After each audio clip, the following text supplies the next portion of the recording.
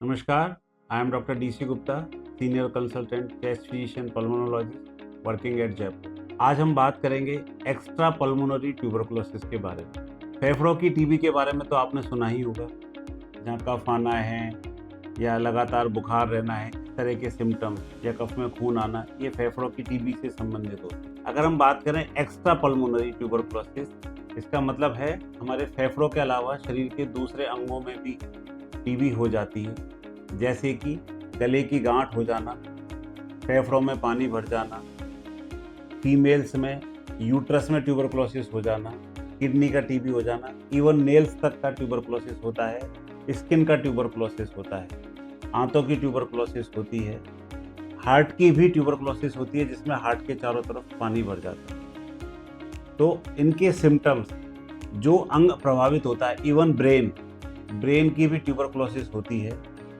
Spine tuberculosis जिसमें रीढ़ की हड्डी में टीबी का इन्फेक्शन हो जाता है। इन किसी भी हिस्सों में टीबी हो सकती है। इसके लिए हमें जो भी हमारे सिम्टम्स हैं उनको आइडेंटिफाई करके जो उस अंग से संबंधित, जैसे ब्रेन से संबंधित हैं, ब्रेन में बुखार आना है या चक्कर आना है, स्पाइन से संबंधित हैं, पीठ में दर्द होना, चलने में परेशानी होना, किडनी का प्रॉब्लम है, यूरिन नहीं आना या पेट में दर्द होना, पेट में पानी भर जाना, असाइटिस, पेट में तकलीफ हो सकती है, खाने में परेशानी हो सकती है, वजन कम हो सकता है, पॉटी में प्रॉब्लम आ सकती है, या फीमेल्स जिनको बच्चा नहीं लग रहा है या उनके पीरियड्स में इरेगुलरिटी है, तो उन्हें यूट्राइन ट्यूबरकुलोसिस की जांच करानी चाहिए।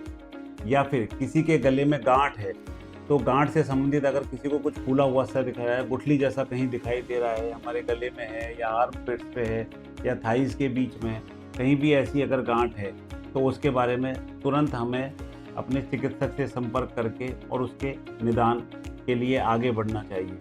इसके लिए कुछ लेटेंट ट्यूबरकुलोसिस वाले टेस्ट होते हैं, जैसे कि MT test, Mantoux test, IGRA TB gold test, या फिर उनकी FNAC और बायोप्सी के द्वारा भी इसका पता लगाया जा सकता है। फेफड़ों से पानी निकाल के उस पानी के द्वारा भी उसका पता लगाया जा सकता है। रीढ़ की हड्डी का भी इसी तरीके से सामान्य CT स्कैन, MRI या अन्य विधाओं द्वारा भी इसका पता लगाया जा सकता है। अगर फीमेल्स में पीरियड्स नहीं आ रहे हैं, बच्चा नहीं लग रहा है, तो पीरियड्स के दौरान होने वाले रक्तस्राव में भी जांच करके टीबी इन्फेक्शन का पता लगाया जा सकता है। मेंसेस पीरियड का जो ब्लड होता है उसकी जांच करके भी उसमें टीबी के कीटाणु पॉजिटिव आ सकते हैं। इस तरह से हमें ये सचेत रहना होगा कि ज़रूरी नहीं है कि वो हमारे फेफड़ों की टीबी हो, वो शरीर के अन्य अंगों की भी टीबी हो सकती है। इसलिए सचेत रहें, सुरक्षित रहें और समय पर अपना निदान और उपचार कराएं। धन्यवाद।